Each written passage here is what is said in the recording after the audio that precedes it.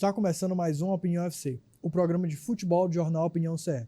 Eu sou Gustavo Calvano e hoje nós vamos falar os principais assuntos do futebol cearense. Para compor nossa mesa, hoje conto com a presença do Fernando Barbosa. Tudo bem, Fernando? Tudo bom, Gustavo? Um abraço a você que nos assiste. Se inscreve no canal do YouTube do Opinião CE. Clica lá no sininho, receba as notificações. Acompanhe também pelo YouTube do Opinião CE ou Opinião FC. Pois é, hoje a gente vai sentir falta do Serginho, né? Isso. Mas o show tem que continuar. Vamos continuar comentando sobre os principais assuntos. Eu acho interessante a gente começar falando do jogo do Fortaleza, que está mais fresco na cabeça do torcedor. É um empate que o resultado, se você olhar, é até um resultado consideravelmente bom, já que é fora de casa, o Ceará vinha de uma derrota pela Libertadores. E aí eu queria começar sabendo de ti, o que é que o Fortaleza precisou para sair desse empate? A gente viu o Fortaleza mais incisivo, mais atento na marcação na primeira etapa. E no segundo tempo, principalmente com as mexidas, a gente viu que o time meio que desandou. E eu conversando com algumas pessoas que também assistiram ao jogo, eles concordaram com uma opinião que, assim, de um modo meio grosseiro, não teria comparação com aquele jogo contra o Racing aqui, né? Que o Fortaleza simplesmente levou um vareio de bola e a gente tem que reconhecer que 3-0 foi pouco. A gente tem que agradecer muito ao João Ricardo, que evitou uma goleada vergonhosa, perdeu pelo placar clássico de 3-0. Mas, por exemplo, no segundo tempo do jogo contra o Mirassol, Fortaleza voltou a levar um novo vareio. A sorte é que ele não levou os gols, né, que poderia ter tomado, e cedeu o empate faltando menos de um minuto para o encerramento da partida. E é uma coisa que a gente está acompanhando dos clubes, tanto Ceará quanto Fortaleza. Não sei se você concorda comigo, mas eu estou vendo uma certa queda de rendimento na segunda etapa. Não sei se é cansaço físico ou um relaxamento, que de repente você termina o primeiro tempo vencendo, aí dá aquela relaxada. E são coisas que o Léo Condé pelo Ceará, o Vojvoda pelo Fortaleza, precisam ver de imediato. E o Fortaleza tem um problema ainda que eu considero, sim, perigoso com relação ao Vojvoda, porque, as mexidas não estão dando o resultado que ele espera para o decorrer da partida. Pois é até um assunto que a gente estava comentando antes de entrar no ar, que uma matéria que eu li do Tom Barros falando Grande comandante Tom. Um recado para Ceará e Fortaleza: existe segundo tempo. Então, parece que os times eles não estão preparados fisicamente. Não sei se é uma estratégia do Léo Condé e do Vojvoda, mas até certo ponto isso está dando certo, né? Porque o time começa bem, o time começa atacando, o time começa fazendo gol, tanto nos dois jogos do Ceará quanto nos dois jogos do Fortaleza. O Fortaleza fez o primeiro gol do Brasileirão, foi em questão de 1 minuto o gol, foi muito rápido. E o Ceará também já começou fazendo gol na partida dele, que fechou a primeira rodada na segunda-feira, já começou fazendo gol. E os dois passaram por uma situação muito semelhante nesses últimos jogos, que é a pressão sofrida no segundo tempo. O time parece que não consegue manter esse rendimento, começa a sofrer uma pressão, e a pressão às vezes é muito avassaladora e que eles não aguentam. E principalmente fora de casa, por exemplo, eu falei que no programa passado que aquele empate, o empate fora de casa é bom, mas ficou com aquele gosto amargo para a torcida do Ceará, em virtude do Ceará ter aberto 2-0 de vantagem. Ainda levou um gol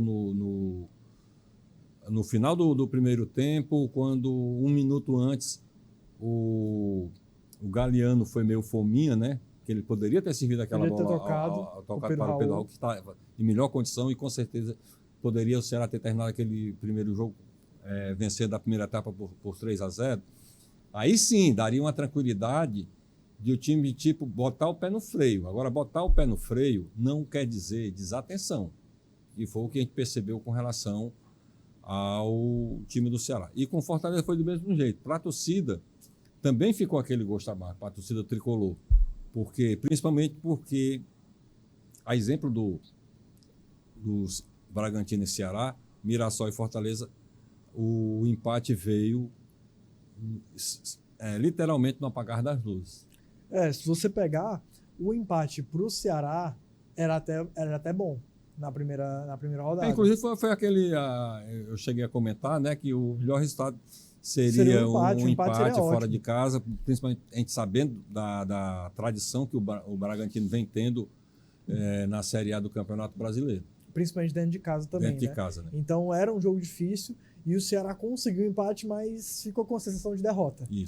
Isso vai muito por conta dessa questão que a gente falou, que os times começam muito bem, começam na vantagem, começa com uma dominância muito grande no primeiro tempo e no segundo cai total de rendimento. E aí a gente entra em questões físicas, a gente entra também em questão de elenco, porque o Ceará ele passa por uma dificuldade que o Fortaleza já é um pouco mais estruturado, o Fortaleza tem peças para substituir, mesmo não surtindo muito efeito, né, nesse último jogo. Exatamente. Mas o Ceará tem menos peças. Agora, o que se está falando muito é com relação à idade do Fortaleza. Eu vi num canal do YouTube, eu não esqueci o nome do colega que fez essa comparação, a idade média, Fortaleza e Racing, aquele jogo da Libertadores, a média do Fortaleza é 33, quase 34 anos. E daquele elenco, só um jogador do Fortaleza tinha menos de 30 anos. E a média de idade do Racing é 27 anos e 6 meses. E é aquela coisa. Você tem que mesclar jogador experiente com jogador novo, né? Um jogador que está naquela fase intermediária de ser um juvenil no futebol a ser já um veterano, né? Tem aquele intermediário. Tem que haver essa mescla. Eu concordo muito com o Serginho nesse ponto, que ele é defensor disso. Tem um jogador experiente, tem que ter aquele que já está começando a se tornar experiente, e tem que ter aquele que está começando a carreira, que precisa ser orientado. E o que está vendo no Fortaleza é isso. A gente queira ou não, por melhor que seja a qualidade do elenco, a qualidade do elenco, a preparação física, que é muito importante, que hoje em dia é isso que permite jogador encerrar a carreira hoje em dia com 40 anos ou até um pouquinho mais, que antigamente, não faz muito tempo, um jogador com 30 anos, você já considerava final de carreira, com exceção dos goleiros, né? Porque o goleiro toda a vida tem torcedor, tem dirigente, tem treinador, que, por exemplo, para o gol, eles preferem um goleiro acima de 30 anos. E você vê que tem jogador que termina com mais de 40 anos. Um dos casos mais clássicos foi do goleiro Manga, né, que inclusive nos deixou hoje. Aos 88 anos, eu alcancei o Manga jogando, lembro dele no Botafogo, Internacional. Ele foi bicampeão pelo Internacional em 75, 76, eu lembro dessas duas campanhas, contra o Cruzeiro em 75, contra o Corinthians em 76. E o Manga nos deixa hoje, mas deixa um legado de que a dedicação e o cuidado extracampo também pode fazer a diferença. Mas o Fortaleza tem que atentar com relação a essa média de idade. E o que a torcida está reclamando muito, Gustavo, não é nem contratar jogador muito veterano. É o tempo de contrato, né? Você vê aí o Davidson está com 34 anos, aí assinou um contrato de 3. Davi Luiz também vai para 2 a 3 temporadas, né? encerrar o contrato com quase 40 Se eu não me engano, anos. são 2 temporadas podendo renovar para mais uma. Podendo renovar para mais uma, né? Não sei, com 37 poderá chegar até aos 40. Se bem que o Davi Luiz, eu cheguei a comentar antes da gente iniciar as gravações, acho que o Davi Luiz ele vai ter alguma função no Fortaleza administrativamente. Depois que encerrar a Depois carreira. que encerrar a carreira. Assim, a gente, desde antes da chegada do Davi Luiz, a gente comenta sobre a possibilidade dele vir para o Fortaleza, principalmente nessa questão dele ter uma certa amizade com o Marcelo Paes, dele gostar de Fortaleza. Então, já era bastante especulado desde a época que ele era do Flamengo, Isso. ainda mais depois que ele virou agente livre. Então, ele tinha mais opções para ele, podia ir para o Cruzeiro, tinha proposta de outros clubes do Brasil e até fora do Brasil, mas ele optou ir para o Fortaleza. Era um time da Grécia, eu não lembro se era o Olympiacos ou era algum outro time da Grécia, que o futebol grego tem aquela característica de literalmente contratar jogador em fim de carreira, né? Já mesmo jogador próximo aos 40 anos, mas que tenha sido destaque no futebol europeu principalmente, esse pessoal acaba indo para o futebol grego quando está nessa faixa de entre 35 e 40 anos. Pois é, o Fernando até comentou sobre não entrar muito nessa questão de contratações, de contratar jogadores já de uma idade mais avançada em relação aos outros, em relação à média em geral, mas eu acho bom a gente tocar nesse ponto de que as 2 principais contratações do Fortaleza nessa temporada foram de jogadores de mais de 30 anos. Isso. Então, isso ajuda a manter essa faixa etária muito alta no elenco do Fortaleza e reforçando ainda mais essa preocupação de quanto esses jogadores podem aguentar, né? O Davi Luiz já veio com a promessa de não ser um jogador titular, um jogador para compor o elenco, um jogador que ajuda na parte do marketing, ajuda na parte da experiência, que é muito importante. Você vê que às vezes um toquezinho ali de experiência pode salvar partidas ou campeonatos. Isso. Então a gente não pode nem julgar a contratação dos jogadores, mas a gente pode estudar Com certeza, e analisar se realmente, ainda levando em consideração com os valores, se realmente foram boas contratações, né? Porque com relação a isso, também tem uma grande queixa, porque as contratações feitas este ano pelo Fortaleza estão muito abaixo das expectativas tanto da torcida, eu acredito que da própria diretoria e também da comissão técnica. Pois é, se a gente pega as principais contratações, foram Paul Fernandes, Davi Luiz, o Davidson. Isso. O Davidson já estava virando motivo de piada até pela própria torcida do Fortaleza. A torcida do Fortaleza acha graça no começo e tudo mais, sendo que quando o time está ganhando, é uma história. Quando o time está ganhando, é uma história. Quando o time sofre um gol no último minuto do segundo tempo, aí já virou outra história. Aí essa característica alegre do jogador já vira um pouco de irresponsabilidade, de desrespeito. Então ele já está começando, ele está começando agora, mas ele já inicia nesse processo de dúvida. Virou até motivo de piada, não sei se chegou a ver que Davidson, 3 jogos jogados, 0 gols, 0 assistências, 3 flexões e 2 mortais. Então ele virou um palhaço em campo para muitos torcedores. Isso. Então ele precisa mostrar esse resultado, que não está mostrando, não mostrou para o que veio ainda. E o Davi Luiz tem que mostrar, botar em campo essa experiência dele, botar em campo esses títulos que ele tem, botar em campo esse arsenal de características adquiridas que ele conseguiu com o tempo, né? E que eles não estão mostrando. E pelo salário caro, né? É o que o torcedor, como eu falei, o torcedor reclama de não estar rendendo o que era para render, um salário alto, né? E pelo rendimento, no caso, eles não estariam fazendo jus a essa remuneração. E contratos longos para jogador de, entre aspas, idade avançada. A gente tem que botar que essa idade avançada é futebolisticamente falando. Porque uma pessoa de 37, Sim, menos de com 40, certeza. não é considerado idoso em canto nenhum do mundo. Pois é. E assim, a impressão que dá é que no momento eles estão como um tapa-buraco do Vojvoda. Isso. Eles foram contratações tapa-buraco. Então, se o Lucero não está bem, bota o Davidson. Se o Gaston Ávila está entregando jogos, bota o Davi Luiz, bota 3 na zaga.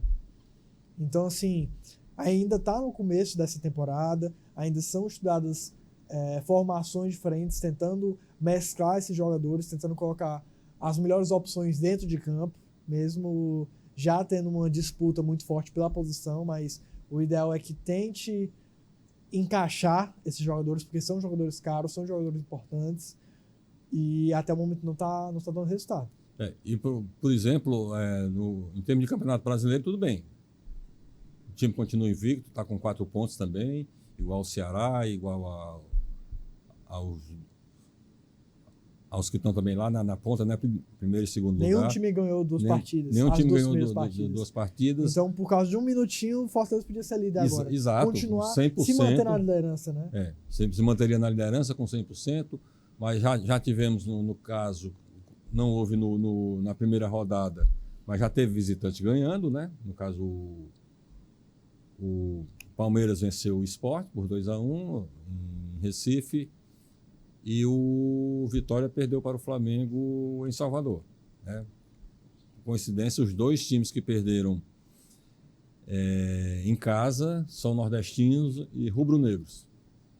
Pois é até uma questão importante a gente entrar, que parece que dentro de casa a torcida faz diferença nos resultados, porque o Fortaleza ele começou muito bem a partida contra o Fluminense, no segundo tempo já começou a sentir uma leve pressão, um risco de sofrer um gol, talvez até um empate, dependendo de como o time viesse, mas a torcida parece que conseguiu segurar, conseguiu botar o time para cima e o time foi. E o Ceará a mesma coisa agora na partida contra o Grêmio. O Ceará estava ganhando com 1-0 magro, para ficar perigoso, um golzinho podia dar um empate pro Grêmio, e o Grêmio estava lá na pressão, e a torcida conseguiu ali segurar o time. Principalmente eu entendo que ali a torcida do Ceará segurou. Eu assisti também ao jogo do Ceará e a torcida segurou muito. Tinha aquela apreensão por conta de o Grêmio estar agredindo muito. Tinha hora que estavam uns 11 jogadores do Ceará no campo de defesa, mas ao mesmo tempo, quando havia oportunidade, o Ceará agredia. E uma das provas foi uma finalização do Pedro Raul, que ele dominou a bola e de fora da área arriscou, né, chutou de canhota e a bola bateu no travessão. Na primeira etapa, ele também, na hora que era servido, ele finalizava. Não houve isso aí. Nesse ponto, a torcida começou a se agradar da equipe do Ceará, mas ficava apreensiva por conta de... O Ceará recuou demais. Recuou muito. Nesse lance você vê a confiança do jogador, né? Ele tá bem, ele tá confiante, ele tá indo para cima, então ele tá numa posição muito confortável no Ceará. Ele foi muito questionado a vinda dele para o Ceará, mas ele mostrou para que veio. A gente até perde as contas, porque toda partida é um gol. Nesse último, o cobrador oficial do Ceará é o Fernando Sobral, mas o Fernando Sobral não estava muito bem na partida e o Léo Condé percebeu isso, e é importante também o próprio jogador perceber isso, e quem bateu o pênalti foi o Pedro Raul.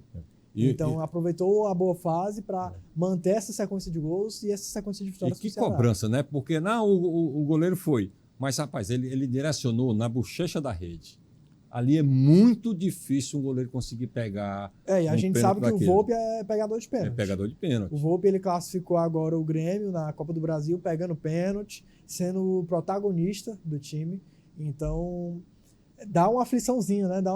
Porque não é o cobrador oficial, o Volpi é pegador de pênalti, mas o Ceará conseguiu começar na vantagem. E aí a gente chega no segundo tempo que o Ceará parece que se desliga. Um segundo tempo em que o Pedro Raul já fez o gol dele, tá mais tranquilo. e os jogadores do meio campo não conseguem sustentar. O Mugni, a gente estava até comentando mais cedo no programa que o condicionamento físico dos jogadores, né? Isso. E que o Fortaleza ele tem esse banco. O Fortaleza tem esse elenco para fazer as substituições. O Ceará nem tanto. O Ceará, o Lucas Mugni estava extremamente cansado. Você via no semblante do jogador que ele estava cansado, sendo que o Lacundé não tem opções. Não. Para substituir. O pior é isso, é a reposição de jogadores para aquela determinada posição quando o titular se machuca, mas o Mugni... Rapaz, ultimamente o Mugni ele não aguenta os 90 minutos de partida. Pois é, a gente sabe que o mercado de transferência já vai fechar. É um jogador que você sabe que ele vai ter de ser substituído no decorrer da partida. Ou seja, você tem que ter um substituto à altura para que dê continuidade ao jogo, né? Porque o Mugni é aquele jogador, é aquele meia muito importante para um time, principalmente na parte ofensiva. Pois é, como eu estava falando antes, né? A gente sabe que o mercado de transferência já vai fechar. A gente não vê muitas especulações de possíveis contratações, tanto do Ceará quanto do Fortaleza, mas a gente vê uma necessidade. A gente vê uma necessidade que os clubes não estão aguentando, ainda mais nessa sequência forte de jogos. Parece que os elencos não estão conseguindo aguentar. E é bom a gente lembrar que o Fortaleza tem uma partida importante na quinta-feira. O elenco nem chegou a voltar para a capital. Isso, já ele foi direto ficou lá para para Santiago. São Paulo e já foi para Santiago para enfrentar o Colo-Colo na quinta-feira pela Libertadores. Então a gente fica na expectativa de como vai ser esse jogo, porque o primeiro jogo já foi uma derrota bem... Foi vergonhosa, né? Bem vergonhosa, admitamos né? isso. O termo é esse. Foi vergonhoso. Bem vergonhosa. 3-0 a goleada. Para mim, não. Para mim é o placar clássico. Para mim, goleada é a partir de 4 gols. Goleada com 3 gols de diferença, só se for tipo 4-1, 5-2, né? 6-3. Aí eu considero goleada essa diferença de 3 gols. Mas o 3-0 limpo e seco é o placar clássico. Pois é, mas mesmo não ter sido uma aí, goleada muito. Mas ele muito escapou alta, de uma goleada. Escapou de uma goleada. Se não fosse o João Ricardo, o Fortaleza já estava sendo amassado e podia fechar o caixão ali mesmo. E você viu que o torcedor, quando o Fortaleza levou o terceiro gol, o estádio ficou praticamente vazio. Porque a lotação foi grande. Né? A gente viu a expectativa... 2, 3 dias antes já tinha mais de 40 mil ingressos vendidos. O torcedor, apesar de não estar confiando no elenco, mas de qualquer modo está lá apoiando. Levou o terceiro gol, muito torcedor saiu, não foi por nada não foi nem por já estar perdendo por 3-0 não. Foi com medo de ver uma goleada humilhante, tipo o 7-1 de 2014 lá no Mineirão. Pois é, então assim, esse jogo é perigoso para o Fortaleza. Isso. O Fortaleza não vive um bom momento. Torcida não está confiando, infelizmente, também. A torcida não está confiando tanto até mesmo no Vojvoda. O Vojvoda já virou um questionamento para uma boa parte dos torcedores. Para mim, o Vojvoda ainda é a melhor opção para o Fortaleza. Ele conhece o elenco do Fortaleza, ele já está bem adaptado. Isso. Então, é dar tempo ao tempo e ter consciência de que os clubes passam por crise. Exatamente. Se nenhum clube passou, o clube vai passar. E é isso aí que eu estava até ouvindo na semana passada um colega nosso, Oliveira Martins, veterano. Ele é declaradamente torcedor do Fortaleza, mas ele chamou uma parte da torcida do Fortaleza de cega. Porque tem aqueles defeitos, tem aqueles problemas, a gente sabe que isso é da vida, você vai passar por momentos difíceis, mas o Fortaleza, ele até pontuou que muita gente, achando que o João Ricardo merecia uma oportunidade da seleção, ele citou até a questão da altura do João Ricardo, né? Porque o João Ricardo tem 1,84 m, eu nem sabia da altura dele. Aí ele disse, rapaz, o goleiro para o gol com menos de 1,90 m, hoje em dia não é muito aconselhável. Mas a gente tem uma história, eu lembro aqui do futebol cearense, de goleiros baixos, né? assim, considerando para a posição. Mas goleiro com 1,80 m, geralmente, houve muito, uma época que tinha muito isso aqui no futebol cearense, no futebol brasileiro. A gente passou, eu lembro da Copa de 78, que se discutiu a altura média das seleções. A seleção mais baixa era a do Brasil, com uma estatura média abaixo de 1,75 m. Né? Você elencando, pegando a altura de todos os jogadores e o pessoal considerando até os goleiros baixos também. Por exemplo, na época, o goleiro da seleção brasileira era o Leão. O Leão tem 1,81 m, né, que está vivo ainda. Muita gente considerava o Leão um goleiro baixo, principalmente para defender a seleção, mas o Leão, na minha opinião, ele se ouviu bem na Copa de 78. Uma falha que eu via do Leão como goleiro era a impulsão. E quem me alertou uma vez para isso foi o Messias Alencar. Ele dizia assim: Fernandão, se você prestar atenção, o Leão ele tem até uma altura boa. Agora, essa falha da impulsão dele é porque ele tem o tronco maior que as pernas. Aí isso dificulta a impulsão. Né? É ruim. Na época de colégio, de racha, quando eu não era o dono da bola, eu jogava no gol, né? E na época, sei lá, eu estava com 75, em alguns rachas cheguei a jogar no gol, mas já depois de adulto, já com 1,92 m, então era mais tranquilo. Pois são questões que a gente tem que sempre entrar em discussão, mas antes de encerrar o programa, eu queria que a gente lembrasse que amanhã já é o sorteio da Copa do Brasil. O Fortaleza está no pote 1, o Ceará está no pote 2. Então, o Fortaleza pode ser um caminho mais tranquilo, essas oitavas de finais, mas o Ceará pode pegar uma bomba. E ainda mais se os times se enfrentarem. Pode ter um clássico rei e, tradicionalmente, o Fortaleza sempre levou a melhor. Na competição, nos confrontos com o Ceará, na Copa do Brasil,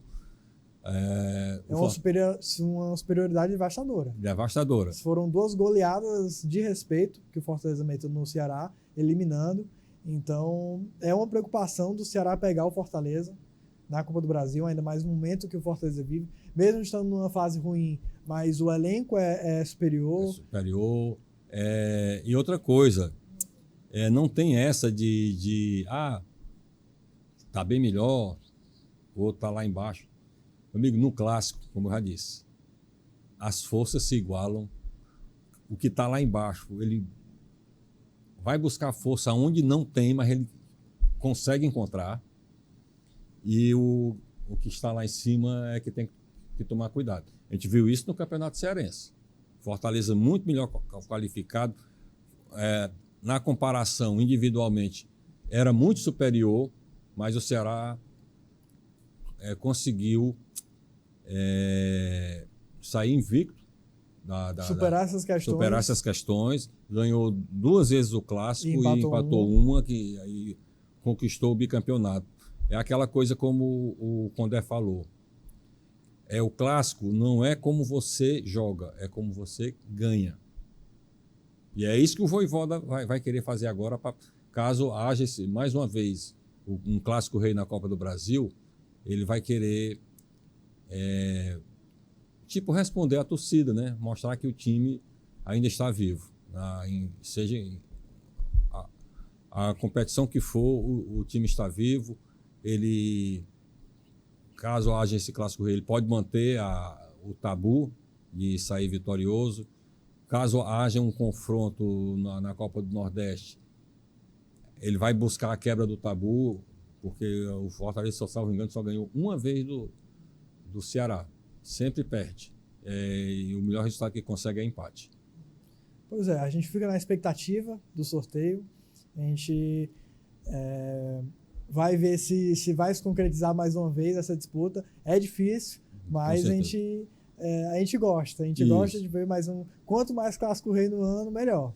E com relação à outra partida do Fortaleza, né, contra o Colo-Colo, muito importante. É muito importante. Ele tem que tentar pelo menos um empate, que já é muita coisa conseguir um empate lá em Santiago, é totalmente diferente daquele primeiro confronto que aconteceu lá. Não foi uma vitória fácil, foi por 4-3, né?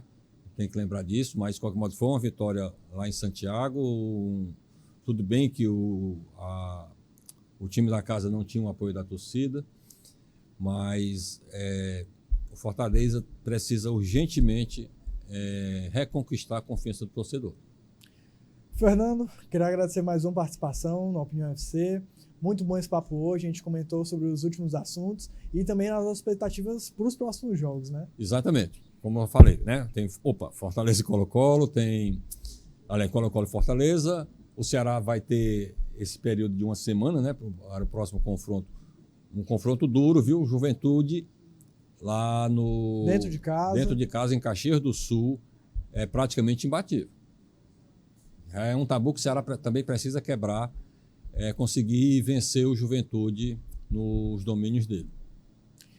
Também queria agradecer você que ficou até aqui. Se você gostou dessa conversa, dê seu like, acompanhe o Opinião em todas as redes sociais e eu espero você até a próxima terça-feira.